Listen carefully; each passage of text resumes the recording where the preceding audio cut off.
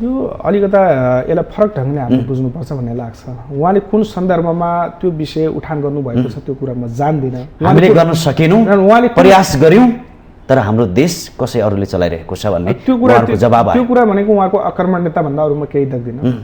कुनै पनि कुरामा टेबलमा बसेर तपाईँकै पार्टीभित्रका नेता हुन्, हाम्रै पार्टीको नेता भए पनि मैले भन्ने त्यही हो, आक्रमणता भन्दा अरू म केही देख्दिनँ। पोलिटिकल लिडर भनेको लिडरसिप दिनुपर्छ, राष्ट्रको पक्षमा नेसनल इन्ट्रेस्टको विषयमा दृढ सङ्कल्पित भएर उभिनुपर्छ। त्यसलाई कसरी डायलग गर्ने, त्यसलाई कसरी सेटलमेन्ट गर्ने, कसरी त्यसलाई डिस्कस गर्ने र त्यो विषयमा कसरी केन्द्रित भएर आफ्ना धारणाहरू स्पष्ट राख्ने भन्ने विषय लिडरसिपले गर्ने हो। त्यो जनताले दिएको जिम्मेवारी हो। त्यो जिम्मेवारीबाट भाग्न पाइन्छ? त्यस्तो सस्तो कुरा गरेर एउटा जिम्मेवार मान्छेले भाग्न पाइन्छ? त्योभन्दा गैर जिम्मेवारीपूर्ण अभिव्यक्ति र कुरा चाहे मेरो पार्टीको नेताले होस्, चाहे प्रतिपक्षको नेताले होस् र अन्य दलको नेताले होस्, त्यो भन्ने छुट कसैलाई पनि छैन। वर्तमान सरकारको सन्दर्भमा शेरबहादुर देउबा नेतृत्वको सरकारले पनि यसलाई गम्भीरतापूर्वक लिएको छ। बारम्बार यो विषय सार्वजनिक मिडियादेखि लगेर सार्वजनिक स्थलहरूमा चाहिँ शेरबहादुर देउबा लगायत अझ सरकारका प्रवक्ता जुन सरकारको सार्वजनिक धारणालाई आम धारणालाई सार्वजनिक गर्ने कुरा सन्दर्भदेखि लगेर ती सम्पूर्ण विषयहरूमा सरकार गम्भीरता भएको देखिएको छ। त्यति मात्र नभइकन महामन्त्री द्वयको स्टेटमेन्ट आइसके पश्चात प्रधानमन्त्रीज्यूले भारतमा टेलिफोन मार्फत पनि यो विषय जानकारी गराइसक्नु भएको छ। त्यो विषय यो खास गरिकन अझ पछिल्लो क्रममा उठेन। यो बारम्बार एउटा विषय के छ भन्दा हामीले बुझ्नुपर्ने विषय के हो भने यो बारम्बार टुस्स आउँछ र त्यसमा चाहिँ छलफल चल्छ र आन्दोलन हुन्छ। त्यो कुरा चाहिँ गलत प्रवृत्ति भइरहेको छ। त्यसपछि नेपाली जनताले पनि नेपालको सरकारप्रति जुन अपेक्षा, जो अनुमान गरेका छन् त्यो स्वाभाविक रूपमा देखिन्छ। यदि त्यो सत्य हो भने नेपाली जनताले के आकलन गरिरहेका छन् भने काङ्ग्रेसले पनि चुनावमा जानुपर्छ।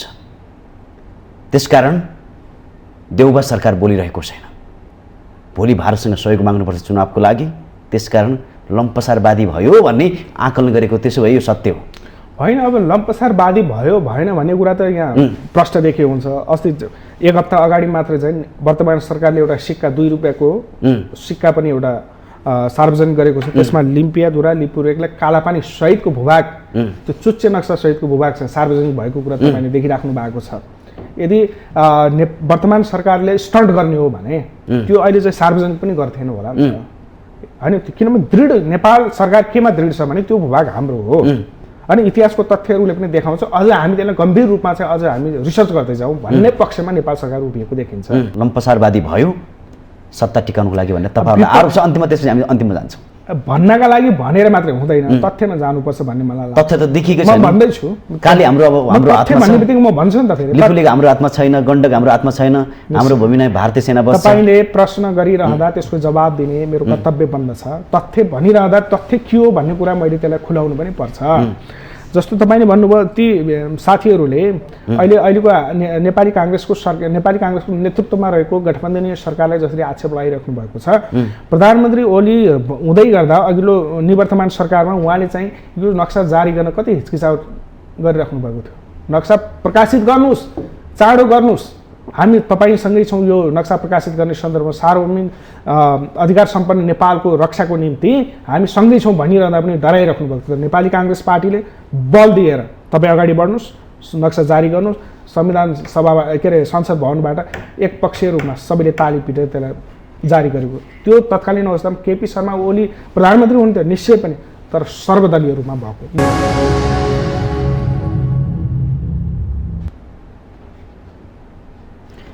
दर्शकबिन नमस्कार, स्वागत छ कार्यक्रम माउन्टेन संवाद। आजको माउन्टेन संवादमा हामी देशको स्वाधीनताको बारेमा संवाद गर्नेछौँ। हाम्रो पुर्खाहरूले रचेको देश कहिले पनि विश्व सामु झुक्न दिएन। अखण्डता एकतालाई वर्षौँदेखि जोगाए, शताब्दीौँदेखि जोगाए। त्यो इतिहास अझै पनि हामी पढ्छौँ। कहिल्यै झुकेन विश्व सामु भनेर हामी इतिहासमा पढ्छौँ। त्यसको परिणाम अहिले पनि नेपाली सेना, गोर्खा वीर सेना नेपालीहरूको विश्वसम्म उदाहरण छ, छर्लङ्ग छ। अहिले पनि हामी त्यो गर्व गर्छौँ। र पछिल्लो समय कता कता त्यो आभास हुन्छ हाम्रा शासकहरूले, हाम्रो नेतृत्वले विदेशसम्म के झुकेको हो भन्ने आम दर्शकको भनाइ र उहाँहरूको मनसायले त्यो सङ्केत गरेको देखिन्छ। कता कता शासकहरू आफ्नो मातृभूमिप्रति जवाबदेही नभएको हो कि भन्ने आकलन गर्न थालेको छ। तर किन यस्तो भइरहेको छ? आज पार्टी सरकार कसैले पनि त्यो तागत देखाएका छैनन्। संवाद गर्नेसम्म पनि तागत देखाउन सकेन। कस्तो विडम्बना! किन यस्तोपन देखेको छ नेताहरूमा? किन शालीनतापूर्वक देशप्रति स्वाभिमान हुँदै विदेश सामु कडा रूपमा प्रस्तुत हुन किन सकिरहेको छैन? किनकि हाम्रो इतिहास गोर्खाले जसरी रचेको छ त्यो इतिहास साँच्चीकै भन्नुपर्दाखेरि आज पनि त्यत्तिकै प्रेरणादायक छ। विश्वले त्यसरी नै हेरेको छ नेपाललाई, नेपाली जनतालाई। तर आज कता कता लिपुलेखमा भारतले बाटो विस्तार गरिरहेको छ। हाम्रो देशको धेरै सीमानाहरू मिचिएको छ। तर सरकार बोल्दैन, पार्टीहरू बोल्दैनन्, युवा नेताहरू बोल्दैनन्। कारण के? देशभित्रको अवस्था पनि हेर्ने हो भने निकै नै लथालिङ्ग छ। सम्पदाहरू आज सम्पदाको रूपमा रहन सकेन। हनीमुन बनाउन खोजिए कसैलाई, कसैले रेस्टुरेन्ट बनाउन खोजिएको छ। यहाँ कयौँ र वर्षौँदेखि धर्मशालाको नाममा पनि होटल सञ्चालन भयो। हाम्रो देशको विडम्बना, हाम्रो भूमिबाट सडक विस्तार हुँदा पनि हाम्रो सरकार बोल्न सक्दैन। 17 दिनपछि बोल्यो, बिस्तारै, त्यो पनि डराइ डराइ। कसले भनेको त्यो पनि थाहा छैन। सामाजिक सञ्जाल लगायत सबैको दबावले होला सरकार बोल्न बाध्य भयो। बिचारा सरकार, आम जनताले कराए, हामी लड्छौँ, हामी ज्यान दिन तयार छौँ। तर सरकार बोल्दैन। किन बोल्दैन? आज हामी यो संवाद गर्नेछौँ। सरकार मात्र होइन, कुनै पनि पार्टी बोलेन। हिजो नक्सामा निकाल्ने आज एमाले चुपचाप छ। त्यो सरकारले पनि 1.5 वर्षको हाराहारीमा कुनै संवाद गर्न सकेन। यो सरकारलाई 6 महिना भएको छ। 6 महिनामा सरकारले खासै फलदायक काम गर्न सकेन भनेर आम जनताको गुनासो देखिएको छ। सत्ता टिकाउने, सत्ता बनाउने दाउ मात्रै नेपालका शासकहरू देखियो। र अझ भन्नै पर्दाखेरि नेपालको मातृभूमिलाई यसमै दाउ लगाएको भन्ने भावना आम जनतामा परेको छ। आज देउबा सरकार चुपचाप छ भारतसँग, किनकि चुनावको लागि भनेर। यदि साँच्चीकै यस्तो हो भने किन यस्तो गरिरहेको छ? आम जनतालाई आज जवाब दिनुपर्छ। युवा नेताहरू पनि चुपचाप रहे। कसैले विरुद्धमा, यो भारतको विस्तारवादको विरुद्धमा कसैले बोल्न सकेन। किन यस्तो मौनता भनेर आज हामी संवाद गर्नेछौँ। संवादको लागि आज हामीसँग जोडिनु भएको छ नेपाली काङ्ग्रेसका युवा नेता डीबी सुनार। अब भने आजको यो संवादमा उहाँलाई जोड्न चाहन्छु। तपाईँलाई स्वागत छ। धन्यवाद खगेन्द्रजी। तपाईँलाई यो कुरा थाहा छ, तपाईँहरूकै सरकार छ। आज लिपुलेख रोइरहेको छ। लिपुलेखमा भारतले बाटो विस्तारलाई तीव्रता दियो, तर हाम्रो सरकारको मौनता किन? मौनता भन्दै गर्दा हामीले के बुझ्नुपर्छ भने वर्तमान सरकारले कतिपय कुराहरू डिप्लोमेटिकली यसलाई च्यालेन्जको रूपमा लगेको छ र त्यसलाई तदअनुरूप नै समाधान निकाल्नुपर्छ भन्ने कुरा राम्रोसँग बुझ्दछ।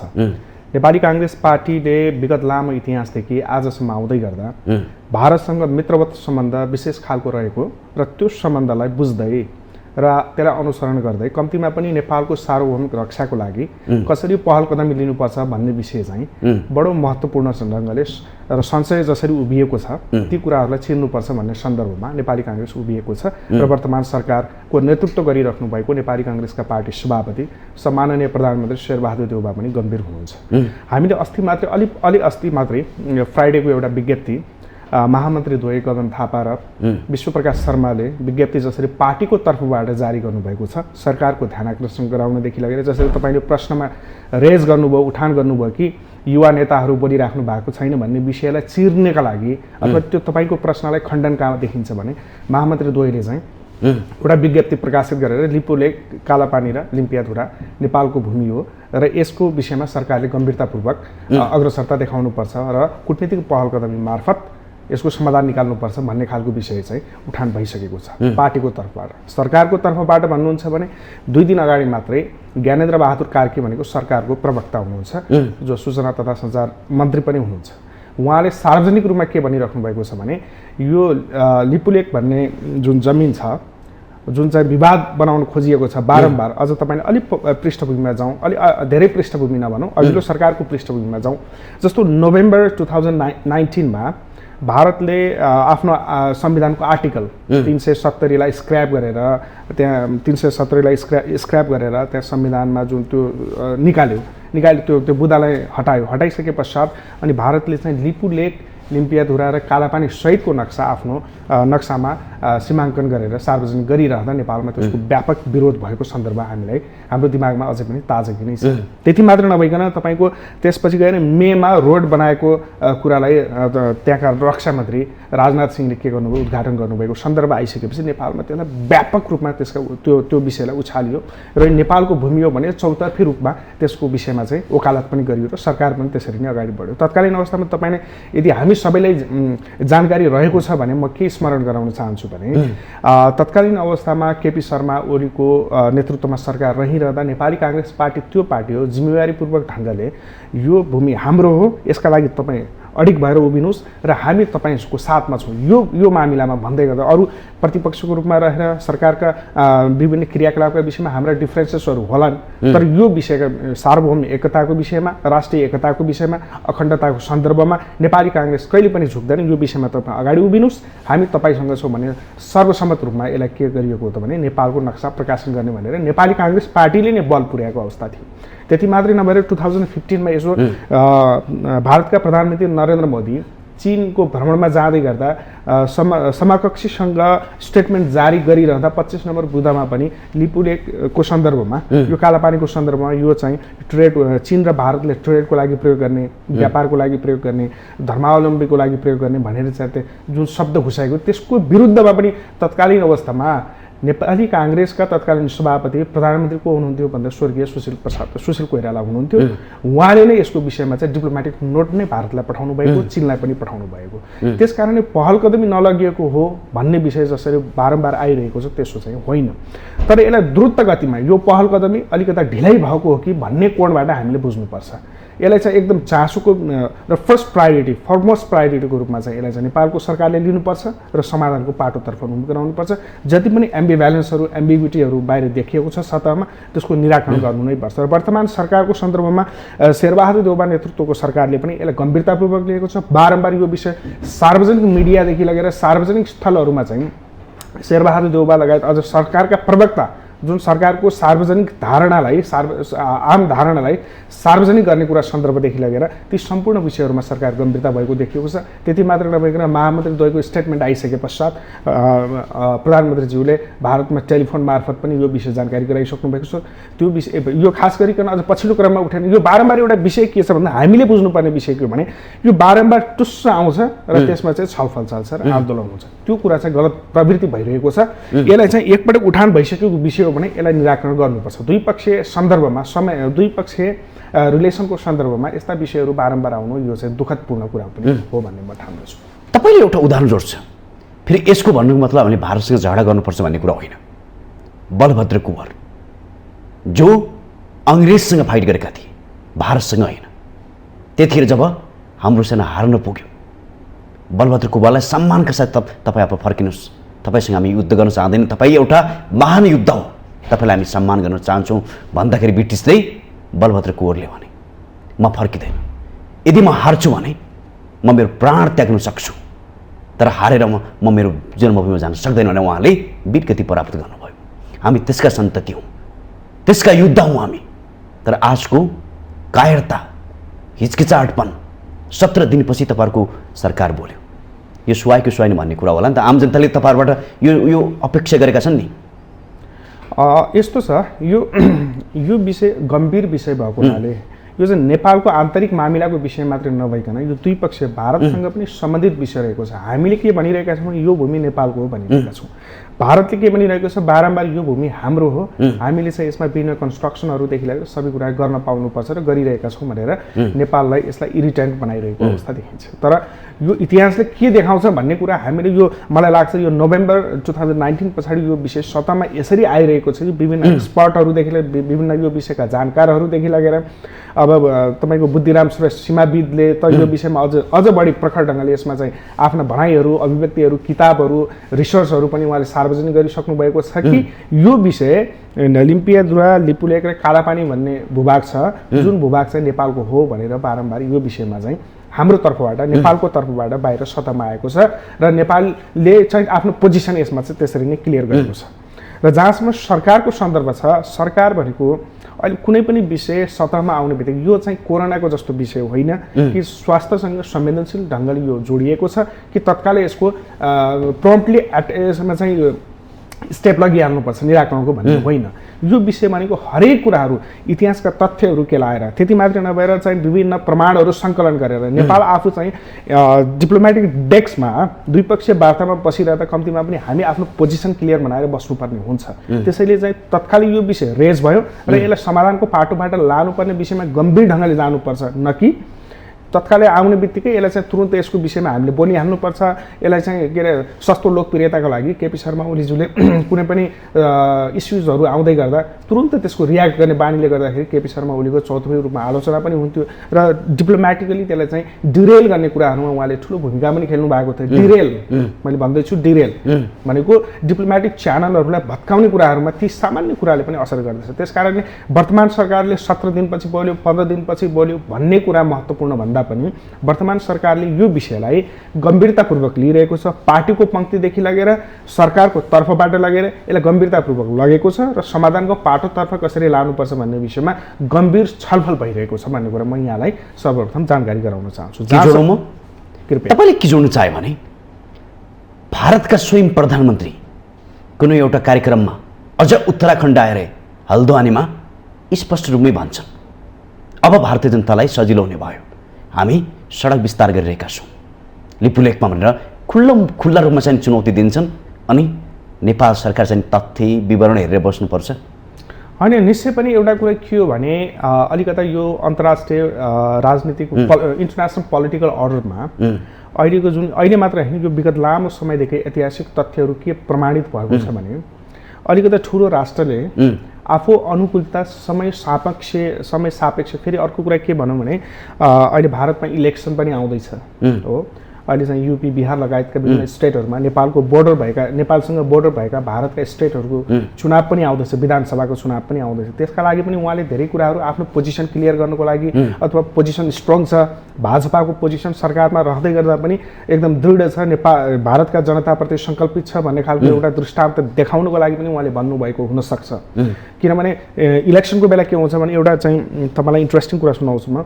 यो सायद मलाई लाग्छ जोन मेस्यामर कि एकजना एक्सपर्ट हुनुहुन्छ, पोलिटिकल साइन्टिस्ट हुन्छ अमेरिकन, उहाँले वाइ लिडर लाई भनेर चाहिँ उहाँले एउटा किताब लेख्नु भएको छ। किन नेताले किन ठग्छ भनेर चाहिँ एउटा किताब लेख्नु भएको छ। त्यसमा उहाँले विभिन्न तथ्यहरू तथ्यहरू लेखिरहेको तथ्यहरू उहाँले चाहिँ विभिन्न कुराहरू लेख्छ। त्यसमा एउटा इलेक्सनको पाटो पनि लेख्नु भएको छ उहाँले। इलेक्सन यो चुनावको बेला आफ्नो पोजिसनलाई स्ट्रङ बनाउनलाई नेताहरूले कहिलेकाहीँ झुट पनि बोल्ने गर्छन् भनेर उहाँले चाहिँ त्यहाँ चाहिँ लेख्नु भएको छ। मलाई लाग्छ मोदी पनि यो विषयमा गम्भीरतापूर्वक लिनु भएको हो या होइन त्यो उहाँको पाटोको कुरा भयो। तर अहिले इलेक्सन आउँदै गर्दा इलेक्सनको मुखमा यो बोल्नु चाहिँ यसको अर्थपूर्ण केही त्यो पोलिटिकल एउटा चाहिँ स्ट्याटस हो भन्ने लाग्छ मलाई, पोलिटिकल स्टन्ट हो भन्ने लाग्छ भारतको तर्फबाट जसरी आएको छ। तर नेपालको सन्दर्भमा चाहिँ किनभने त्यो भारतको कुरा हो, तर नेपालले आफ्नो पोजिसन क्लियर गर्नुपर्छ, डिप्लोमेटिकली यसलाई सेटलमेन्टको बाटोतिर लानुपर्छ। यसमा दुईमत छैन, लानुपर्छ भन्ने कुरामा हामी जस्ता युवा साथीहरू पनि गम्भीर छौँ। महामन्त्री द्वयको विज्ञप्ति हेर्नुहुन्छ भने त्यहाँबाट पनि प्रष्ट देखिन्छ र भारतलाई पनि त्यही किसिमले जानकारी गराइएको छ। त्यो 7वटा बुँदा मध्ये एउटा बुँदा भारतलाई पनि के अरे तपाईँको आग्रह गरिएको छ कि यो नेपालको भूभाग हो र वर्तमान नेपालको सरकारलाई पनि के भनिएको छ यसको चाँडोभन्दा चाँडो सेटलमेन्टतिर डिप्लोमेटिकली कूटनीतिक पहल कदमी लगेर यसको समाधान निकाल्नुपर्छ भनिएको छ।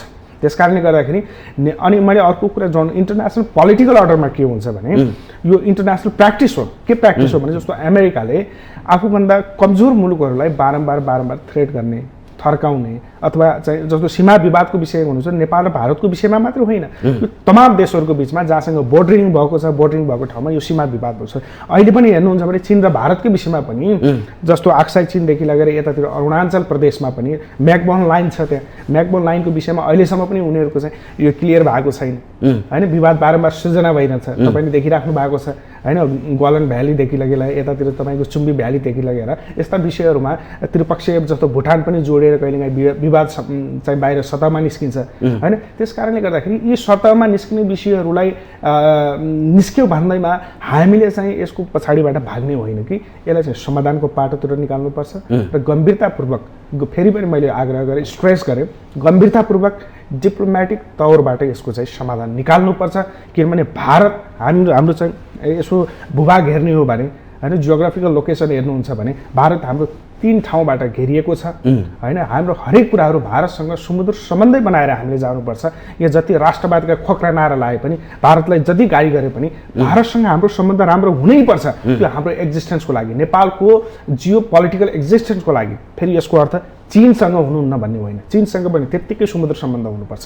नेपालले आफ्नो बोर्डरमा रहेका देशहरूसँग समुद्र सम्बन्ध बनाउनै पर्छ। Because we are land locked country. Land lock भएको हुनाले अब त्यसलाई हामीले रूपान्तरण केमा गर्नुपर्छ, ल्यान्ड लिङ्क्ड कन्ट्रीमा स्ट्राटेजिक हामीले चाहिँ रूपान्तरण गर्न सक्नुपर्छ। त्यसका लागि सरकारले पहल पनि गर्नुपर्छ।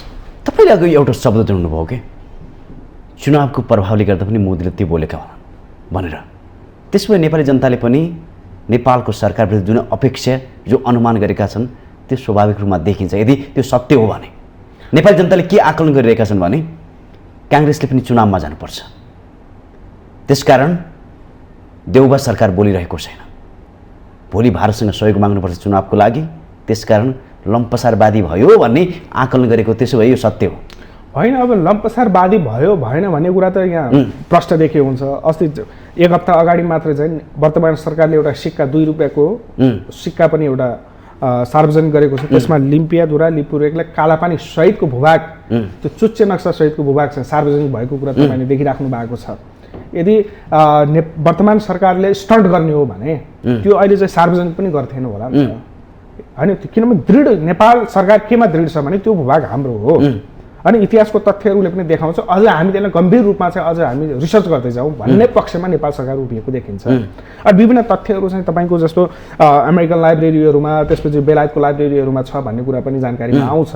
विभिन्न एक्सपर्टहरूले भन्ने गर्छन्। यद्यपि म त्यसको एक्सपर्ट त होइन, तर यो विषयमा अलिकता चासो एउटा छ। सार्वभौम नेपाली नागरिक भएको हुनाले आफ्नो राष्ट्रको विषयमा यसो यस्ता उछालिएका विषयहरू जानकारीमा आउँदै गर्दा, सतहमा आउँदै गर्दा त्यो विषयमा अलिकता चासो लिने एउटा व्यक्तिको रूपले गर्दा पनि यस्ता विषयहरू पनि हेर्नुपर्छ भन्ने लाग्छ। त्यस कारणले गर्दाखेरि वर्तमान सरकारले चुनावी स्टन्टको लागि गर्यो, यो गर्यो, ऊ गर्यो भन्ने विषयमा त्यति सान्दर्भिक देखिँदैन। किनभने अहिले चाहिँ तपाईँले भारतलाई चाहिँ आक्षेप लाउनु, भारतको त इलेक्सन डेट घोषणा भइसकेको अवस्था छ, घोषणा भइसकेको अवस्था छ। नेपाल त अहिले पनि छलफलमै छ नि हजुर, छलफलमै छ। सर्वदलीय पहिला हिजो मात्र देख्नुभयो तपाईँले सत्ता गठबन्धनको के अरे हिजो बैठक बस्यो। चुनाव कहिले गर्ने, कस्तो गर्ने, कुन प्रक्रियाबाट गर्ने भन्ने विषयमा बिहान रामचन्द्र पौडेलको संयोजकत्वमा रहेको समितिले त्योमा छलफल चलाएको विषय हिजो मात्रै देखेका छौँ।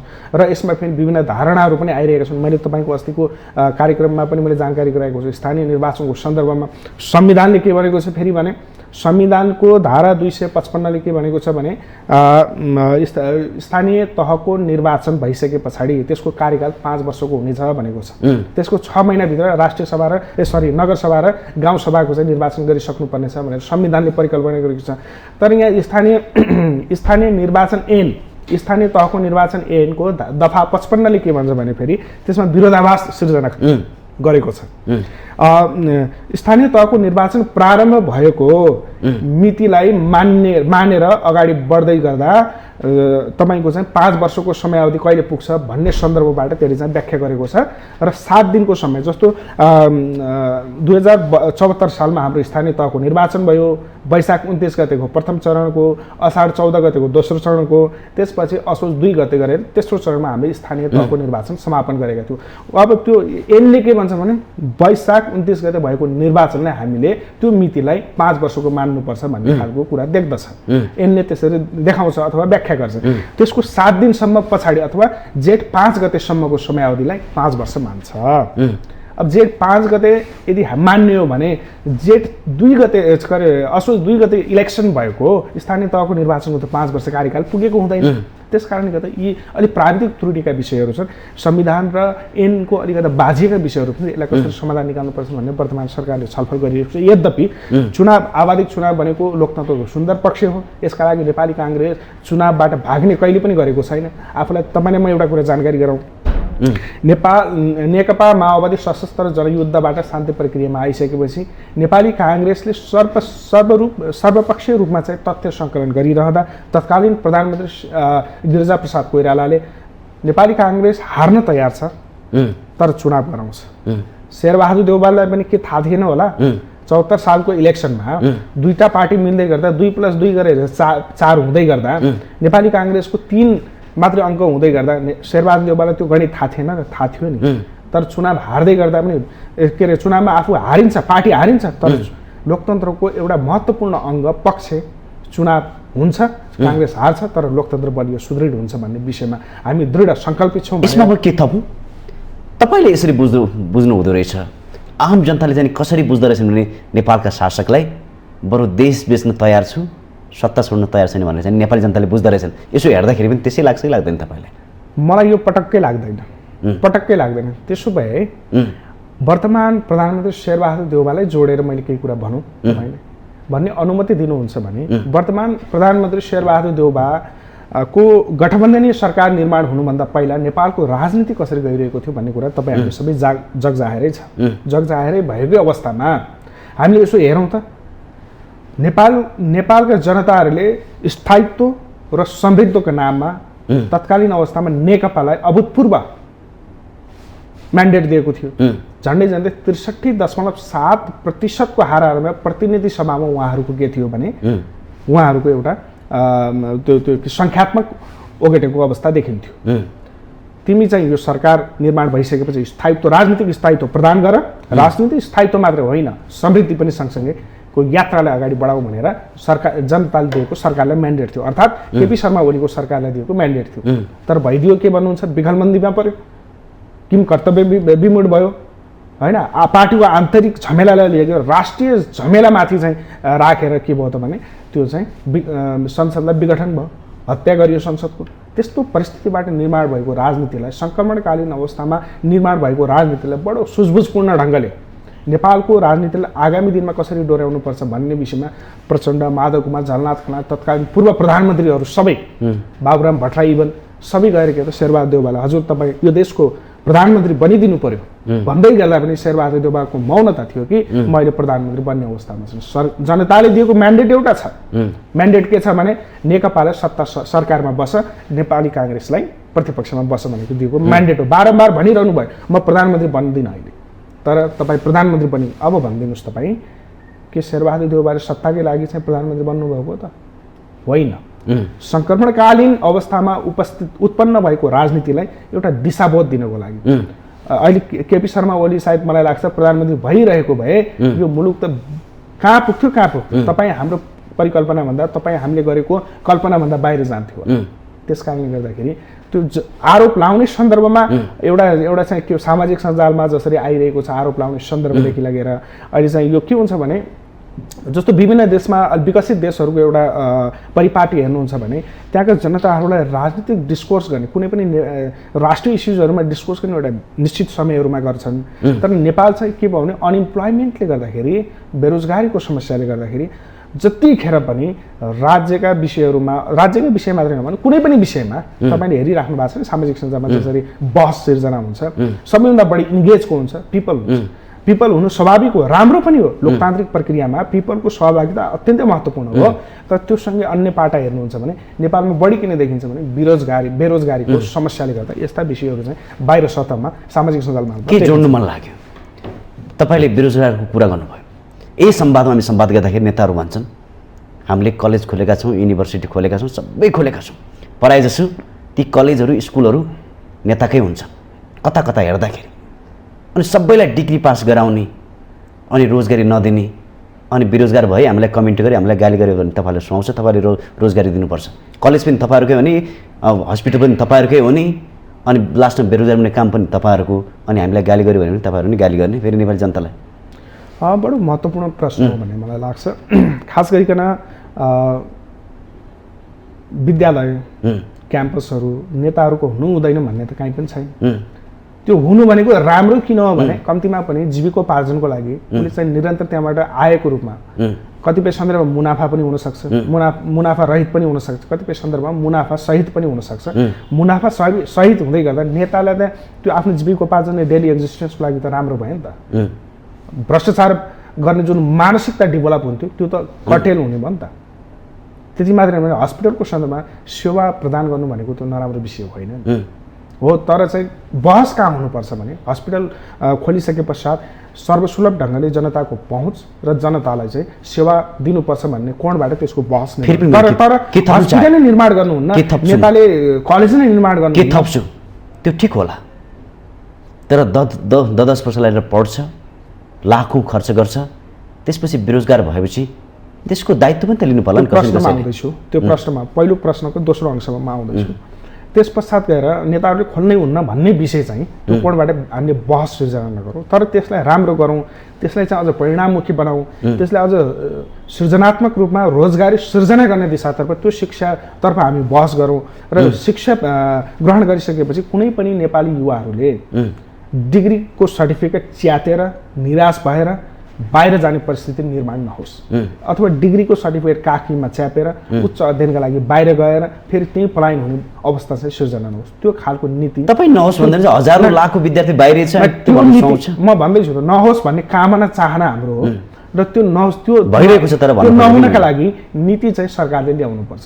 रोबस नीति मात्र ल्याएर पुग्दैन, नीति त छ नेपाल सरकार, तर नीति अब इफेक्टिभ हुनुपर्छ, रोबस्ट हुनुपर्छ, जसका कारणले गर्दाखेरि ती तमाम जसरी पलायन भइरहेका छन् युवाहरू, नेपालको जनशक्ति भोलिको दिनमा त अब यस्तो डरलाग्दो अवस्था आउला जस्तो देखिन्छ। नेपाल चाहिँ अहिले चाहिँ एकदम सौभाग्यवश नेपालको लागि राम्रो पक्ष के छ भने अहिले युवा मैत्री देश हो, युवा मैत्री देश छ। यति बेला नेपालले विकासको फड्को मार्न सकेन, युवाहरूलाई उल्लेखनीय मात्रामा नेपालको विकासको आयाममा जोड्न सकेन भने यो दुर्भाग्य हुनेछ नेपालको लागि।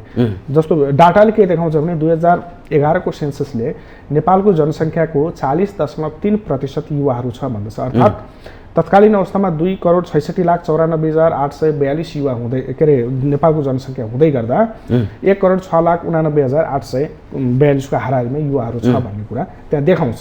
त्यो भनेको नेपालको लागि एकदमै प्रचुर मात्रामा त्यो जनशक्तिलाई नेपालको विकासका लागि प्रयोग गर्न सक्ने नेपालसँग अहिले चाहिँ सम्भावना रहेको छ। तर त्यो जनशक्ति अहिले के दुर्भाग्यवश के भइराखेको छ भने विभिन्न अवसरको खोजीमा अनि त्यसपछि इम्प्लोइमेन्टको खोजीमा होइन रोजगारीको खोजीमा विभिन्न अवसर भन्दै गर्दा राम्रो नेपालमा पाउने भन्दा राम्रो सेवा सुविधा सहितको जागिरको सन्दर्भमा होस् र अन्य आयामहरूका लागि पनि अहिले बाहिर पलायन भइरहेको छ। यो कुरा रोकिनुपर्छ, स्ट्रङ र रोबस्ट नीति ल्याउनुपर्छ। हेर्नुहोस्, जबसम्म रोबस्ट नीति ल्याएर युवाहरूलाई यही जस्तो सिपमूलक ढङ्गले नेपालको शिक्षा आर्जनको सन्दर्भमा शिक्षा ग्रहणको सन्दर्भमा युवाहरूले त्यत्रो मेहनत गरिसकेपछि नेपालले कम्तीमा पनि उनीहरूको एक्जिस्टेन्सको लागि उनीहरूलाई यतै चाहिँ रोकेर रोजगारीको सृजना गर्नुपर्ने अवस्था हो, त्यतातिर गर्नुपर्छ भन्ने यो धारणा मेरो पनि छ। फेरि पनि मैले तपाईँलाई लिपुलेखतिर जोड्न चाहे, तर आम जनताको बुझाइ के छ भने तपाईँहरूले जसरी ढाड छोप गर्न खोजे पनि सरकारको मौनता,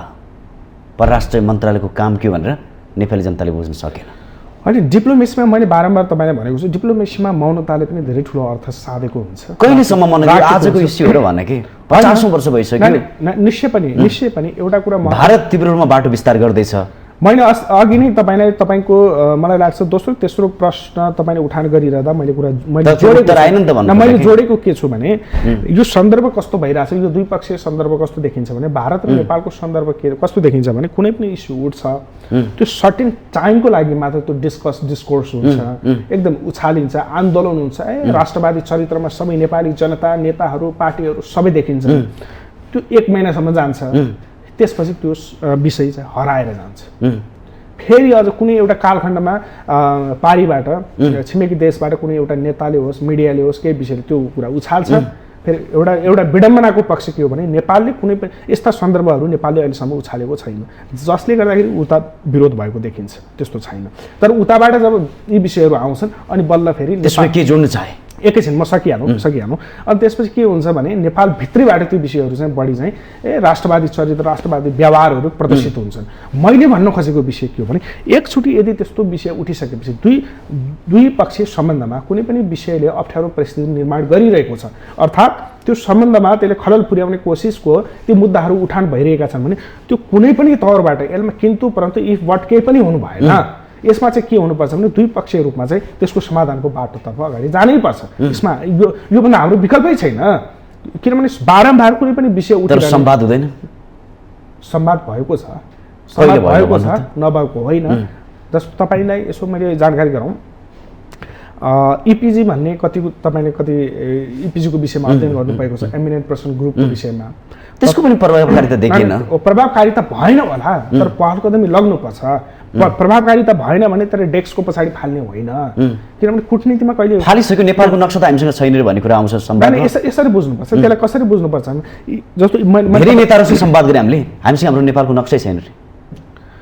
नेपालको नक्सा छैन भन्यो भने नेपालले एउटा कुरा म के स्वीकार्छु भने इन्स्टिट्युसनल मेमोरीमा हामीले चाहिँ कमजोरी राखेका छौँ। इन्स्टिट्युसनल मेमोरीमा जो इतिहासका तथ्यहरू चाहिँ जुन कुराहरूले प्रमाणित गर्दछ नि ती विषयहरूबाट हामी केही कुराहरू जस्तो अहिले जति पनि भनेको नक्साको सन्दर्भमा के भनिन्छ भने तपाईँको चाहिँ जस्तो अमेरिकन लाइब्रेरीमा छ अथवा चाहिँ युकेको लाइब्रेरीमा छ भनिरहँदा त्यही गएर पनि त्यसको गहन अध्ययन मिहिन अध्ययन जान सकेन। यसरी बुद्धिनारायण श्रेष्ठले गर्नुभएको छ।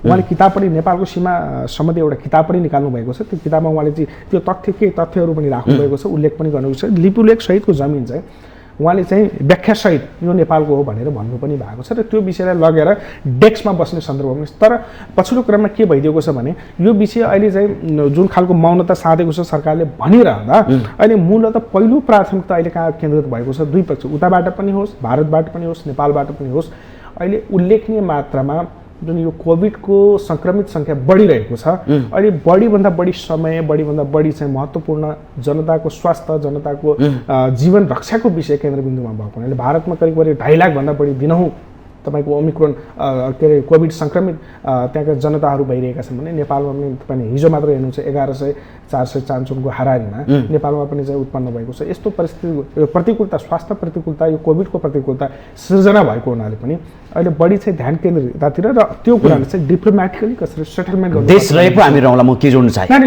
तपाईँले 16 शताब्दी जस्तो कुरा गर्नुभयो कि देश त छ नि हामी संवादै गर्न सक्छौँ। आज जुम लगायत विभिन्न प्रविधिमा हामी पुगिसक्यौँ।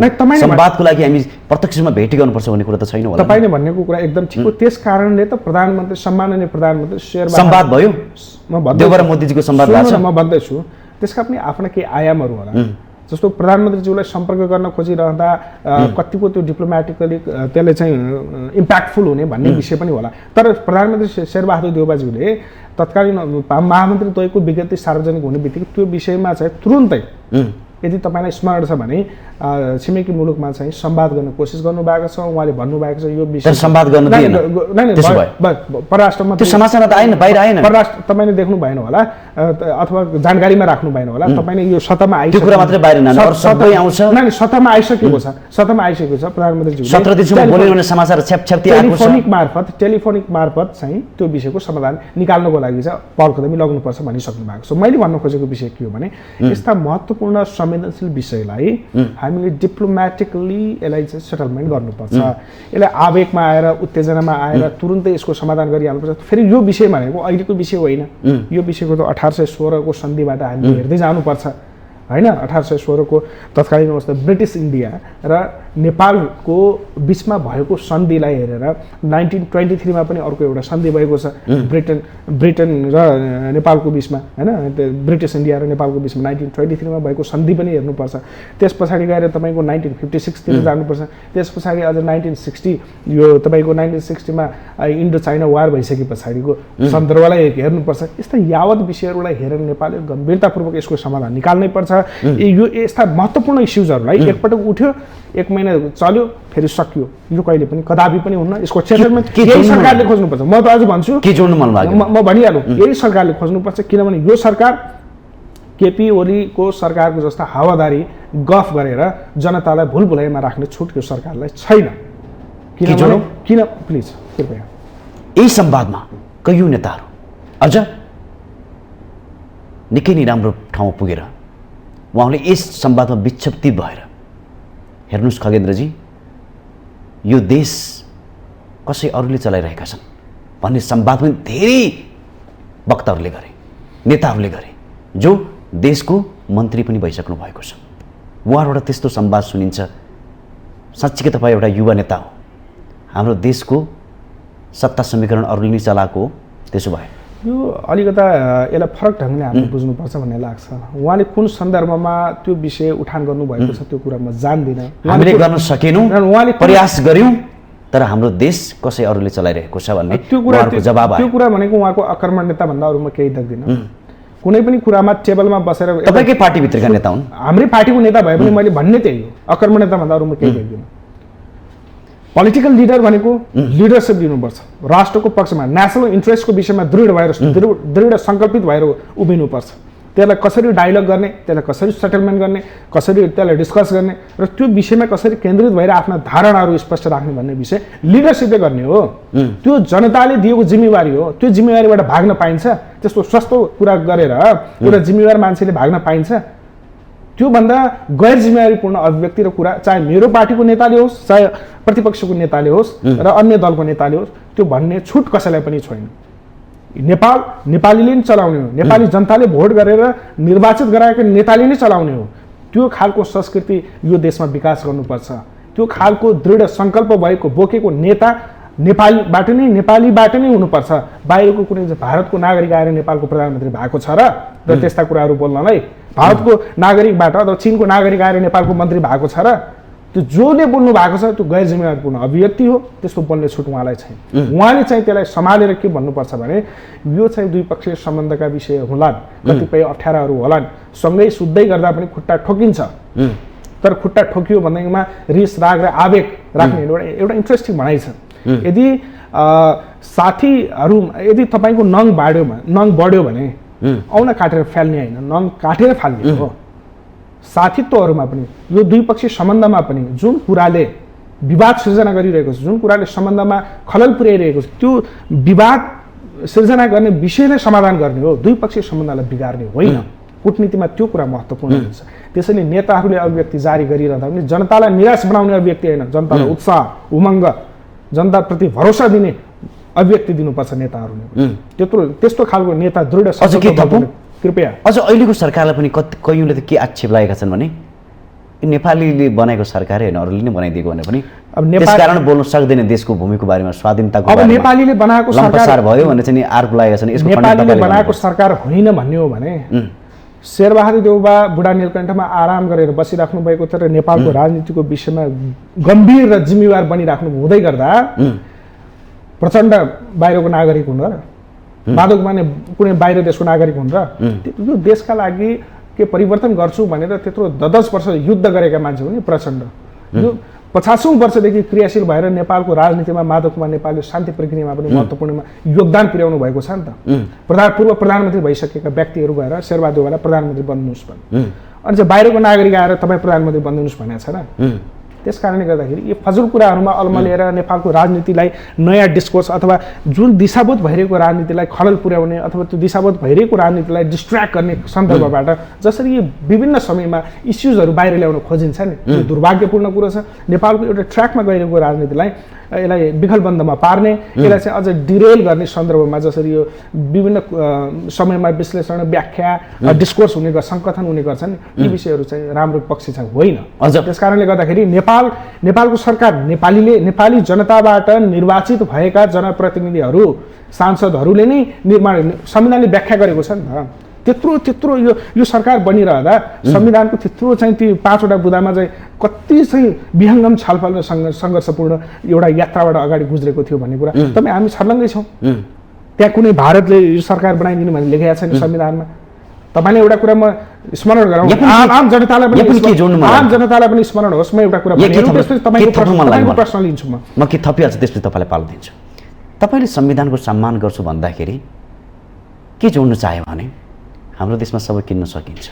यसो हेर्दाखेरि तपाईँहरूको कारणले गर्दा आज अदालत लथालिङ्ग छ, अख्तियारले काम गर्न सकिरहेको छैन भनेर त्यहाँबाट नै जवाब आउँछ। हरेक ठाउँमा तपाईँहरूकै मान्छे छन् अनि तपाईँहरू संविधानको सम्मान गर्छु भनेर हुन्छ कि व्यवहारमा पनि त देखिनु पर्यो नि त्यो। निश्चय पनि एकदम महत्त्वपूर्ण प्रश्न गर्नुभयो। तपाईँहरूले भाग दिएर आज अदालत तसनस भएको होइन? एकदम महत्त्वपूर्ण खुल्ला रूपमा भनिरहेछ दलालहरू छिरे भ्रष्टाचारीहरू छिरे भनेर भनिरहेको छ। एकदम महत्त्वपूर्ण तपाईँहरूको सरकारको नाम जोडिन्छ। एकदम महत्त्वपूर्ण प्रश्न गर्नुभएको छ। यो प्रश्नमा म आउनुभन्दा पूर्व मैले अगाडि भन्न खोजिरहेको तपाईँले देशका सबै अङ्गहरू किन्ने अनि तपाईँको सरकारलाई अर्कैले किनेको छ भन्ने कुरा ठिक सुनिन्छ। छ, तपाईँको प्रश्नलाई म चाहिँ यसको एकदम न्यायोचित जवाब दिने कोसिस गर्छु। योभन्दा पहिला मैले अघि भन्न खोजिरहेको विषय संविधानलाई केन्द्रबिन्दुमा राखेर मैले के कुरा भनिरहेको थिएँ, विदेशीहरूले नेपालको सत्ता चलाए, विदेशीहरूको ठुलो पेनिट्रेसन भयो भन्ने विषयहरू चाहिँ जसरी सत्तामा आइरहेको छ, यो विषयलाई हामीले बुझ्दै गर्दा संविधान बन्दै गर्दा नेपालको संविधान 2072 साल असोज 3 गते जारी हुँदै गर्दा तपाईँलाई यदि स्मरण छ भने त्योभन्दा अगाडि तत्कालीन अवस्थामा अहिले भारतको के अरे तपाईँको परराष्ट्र मन्त्री पनि हुनुहुन्छ जयशङ्कर, डाक्टर एस जयशङ्कर नेपाल आएर यो संविधान रोक, यहाँका धेरै ग्रिभान्सेसहरू छ होइन, विभिन्न सेक्सनहरूको विभिन्न कम्युनिटीहरूको सेक्सनहरूको अझ खास गरी तराईको विषयलाई लगेर तराईको जनसङ्ख्याको ठुलो बहुसङ्ख्यक नेपाली जनताहरूको चाहिँ यसमा चाहिँ ग्रिभान्सेस छ र सम्बोधन गरेर मात्र यो संविधान जारी गर्नुहोस् भनेर सुशील कोइरालालाई कति दबाब दिनुभयो। तत्कालीन अवस्थामा सुशील कोइराला, स्वर्गीय सुशील कोइराला नेपाली काङ्ग्रेसको सभापति र प्रधानमन्त्री हुनुहुन्थ्यो। उहाँले के भन्नुभयो, यो हाम्रो निजी मामिला हो, नेपालीहरूको निजी मामला, नेपाली जनताको सार्वभौम सम्पन्न संसदबाट संविधान सभाबाट संविधान जारी गर्ने म्यान्डेट हामीले पाएका छौँ, तपाईँहरूले यो विषयमा नबोलिदिनुहोस् कृपया भनेर सौहार्दपूर्ण ढङ्गले हात जोडेर उहाँले चाहिँ एउटा खालको आग्रह गर्नुभएको थियो। मैले भन्ने खोजेको विषय के भने संविधानको विषयमा नेपाली काङ्ग्रेसले खेलवाड गर्छ त? तपाईँलाई थाहा छ होला, एउटा क्वेसन जोड्छु, महत्त्वपूर्ण कुरा गर्छ त गर्दैन नि? यदि गर्ने भएको त्यतिखेर भारतले भनेको मान्थ्यो होला नि त। सुशील कोइरालाले मानेर चाहिँ त्यो किसिमको संविधानको त्यहाँ केही बुदाहरू पनि चाहिँ के अरे एमेन्डमेन्ट गर्नु पर्थ्यो भने त्यो पनि गर्नुहुन्थ्यो होला, अलिक पर पनि सार्नुहुन्थ्यो, त्यसो भएन। संविधानप्रति जिम्मेवार छ। नेपाली काङ्ग्रेस विधि र विधानलाई मान्ने पार्टी भएको हुनाले लोकतन्त्रमा विधि र विधानलाई केन्द्रबिन्दुमा राखेर अगाडि बढाउनुपर्छ, मुलुकलाई पनि बढाउनुपर्छ, आफ्नो पार्टीलाई पनि बढाउनुपर्छ, संविधानको रक्षा पनि गर्नुपर्छ भन्ने कोणबाट गणतान्त्रिक नेपाललाई बडो महत्त्वपूर्ण ढङ्गले नेपाली काङ्ग्रेसले अग्रसर दिनुपर्छ भन्ने कुरामा म एउटा प्रश्न जोडिहाल्छु। यही संवादमा विपक्षी नेताहरूको पनि हाम्रो संवाद भयो। उहाँले तपाईँहरूलाई के आक्षेप लाउनु भयो भने देश बेच्ने जति भनेको नेपाली काङ्ग्रेस हो। तपाईँले गण्डक सम्झौता हेर्नुभयो, कोशी ब्यारेज हेर्नुभयो, महाकाली सम्झौता हेर्नुभयो, यो सबै बेच्ने जति नेपाली काङ्ग्रेस हो। फेरि पनि लिपुलेखको बारेमा बोलेन, हामीले त नक्सा ल्याएकै हौँ, फेरि नेपाली काङ्ग्रेस लम्पसारवादी भयो सत्ता टिकाउनुको लागि भनेर तपाईँहरूलाई आरोप छ। अन्तिममा त्यसपछि हामी अन्तिममा जान्छौँ। भन्नका लागि भनेर मात्रै हुँदैन, तथ्यमा जानुपर्छ भन्ने मलाई लाग्छ। तथ्य त देखिकै छ, म भन्दैछु। काली हाम्रो हातमा भन्ने बित्तिकै म भन्छु नि त, फेरि लिपुलेख हाम्रो हातमा छैन, गण्डक हाम्रो हातमा छैन, हाम्रो भूमिमा भारतीय सेना बस्छ। तपाईँले प्रश्न गरिरहँदा त्यसको जवाब दिने मेरो कर्तव्य बन्दछ। तथ्य भनिरहँदा तथ्य के हो भन्ने कुरा मैले त्यसलाई खुलाउनु पनि पर्छ। जस्तो तपाईँले भन्नुभयो ती साथीहरूले अहिलेको नेपाली काङ्ग्रेसको नेतृत्वमा रहेको गठबन्धनीय सरकारलाई जसरी आक्षेप लगाइराख्नु भएको छ, प्रधानमन्त्री ओली हुँदै गर्दा अघिल्लो निवर्तमान सरकारमा उहाँले चाहिँ यो नक्सा जारी गर्न कति हिचकिचाउ गरिराख्नु भएको थियो। नक्सा प्रकाशित गर्नुहोस्, चाँडो गर्नुहोस्, हामी तपाईँसँगै छौँ यो नक्सा प्रकाशित गर्ने सन्दर्भमा सार्वभौमिक अधिकार सम्पन्न नेपालको रक्षाको निम्ति हामी सँगै छौँ भनिरहँदा पनि डराइराख्नु भएको थियो। नेपाली काङ्ग्रेस पार्टीले बल दिएर तपाईँ अगाडि बढ्नुहोस्, नक्सा जारी गर्नुहोस्, संविधान सभा के अरे संसद भवनबाट एकपक्षीय रूपमा सबैले ताली पिटेर त्यसलाई जारी गरेको। त्यो तत्कालीन अवस्थामा केपी शर्मा ओली प्रधानमन्त्री हुनुहुन्थ्यो निश्चय पनि, तर सर्वदलीय रूपमा भएको यो कुरा एकछिन आइहालौँ। त्यस कारणले गर्दाखेरि यसलाई चाहिँ व्याख्या अपव्याख्या गरेर जनतामा दिग्भ्रमित पार्ने खालका अभिव्यक्ति दिनु नेताबाट त्यो स्वभावमा नै हुँदैन। हामीले त तथ्यसँग ढङ्गले यसलाई चाहिँ जनतासँग यथार्थ कुरा राख्ने कोसिस गर्नुपर्छ नि। खालि चाहिँ प्रतिपक्षको आँखाबाट प्रतिपक्षीय ढङ्गले बुझ्ने र त्यसका चाहिँ खण्डन गरिरहने र प्रतिपक्षलाई सत्तापक्षले जहिले पनि चाहिँ गाली मात्रै गरिराख्ने, पोइन्टिङ मात्रै गरिराख्ने, सत्तापक्षले प्रतिपक्ष, त्यो संस्कृतिको राजनीतिलाई अब बन्द गरौँ। हामीसँग टाइम धेरै छैन। अन्तिममा चाहिँ नि लिपुलेखको विवाद कहिलेसम्म समाधानको निर्कलतामा पुग्छ? अन्तिममा एज अ एस्पिरेन्ट युथको रूपमा मैले यो विषयलाई भन्ने हो भने यो भोलि नै समाधान हुनुपर्छ भनौँ होला, अथवा अहिले नै समाधान गरिहाल्नुपर्छ। यसलाई यो बारम्बार यो बल्झिने घाउ क्यान्सर जस्तो बनाएर राख्नु हुँदैन, यसको निवारण गरिहाल्नुपर्छ भन्ने कोणबाट मैले चाहिँ आफ्नो अभिव्यक्ति जारी गरौँला। तर एउटा चाहिँ जिम्मेवार नागरिकको रूपमा मैले यसलाई चाहिँ भनिरहँदा के हो भने यसको चाहिँ सेटलमेन्ट चाँडो गर्नुपर्छ। हस् यसको सेटलमेन्ट चाँडो गर्नुपर्छ। यो विवाद फेरि पनि 2069 सालमा गएर फेरि लिपुलेखको विवाद सतहमा आयो र यसको विषयमा फेरि हामी बहस गरिरहनु नपरोस् भन्ने कोणबाट म चाहिँ आफ्नो राय दिन चाहन्छु। पक्कै पनि तपाईँ भने जस्तै सक्दो चाँडो र सबै राष्ट्रिय मुद्दामा एक ठाउँमा उभिएर संवादको लागि अगाडि बढ्नुपर्छ भन्दै यो संवादमा जुन यसको लागि पनि धेरै धेरै धन्यवाद दिँदै बिदा हुन चाहन्छु। नमस्कार। यहाँलाई पनि धेरै धेरै धन्यवाद यो अवसरका निम्ति। हस् दर्शकबिन, आजको यो संवादमा हामीले नेपाली काङ्ग्रेसका युवा नेता डीबी सुनारसँग देशको स्वाधीनतामा सरकारले कसरी काम गरिरहेको छ, सरकारको मौनता किन र अन्य पार्टीहरूले पनि किन सहयोग र साथ दिइरहेका छन् भन्ने संवादको बाटोलाई लिएर संवाद गऱ्यौँ। पक्कै पनि उहाँले भने जस्तै देशको स्वाधीनताको लागि सरकार पछि हट्नु हुँदैन। अझ भन्नै पर्दाखेरि सबैको दायित्व उत्तिकै छ। आज सरकार मात्रै होइन, सबै पार्टीहरू एक ठाउँमा उभिएर यो समस्याको समाधानको लागि निर्क्युलता खोजिनुपर्छ, समस्याको समाधान खोजिनुपर्छ भन्दै आजको कार्यक्रम माउन्टेन संवादबाट म कार्यक्रम सञ्चालक खगेन्द्र विष्ट बिदा हुन चाहन्छु। नमस्कार।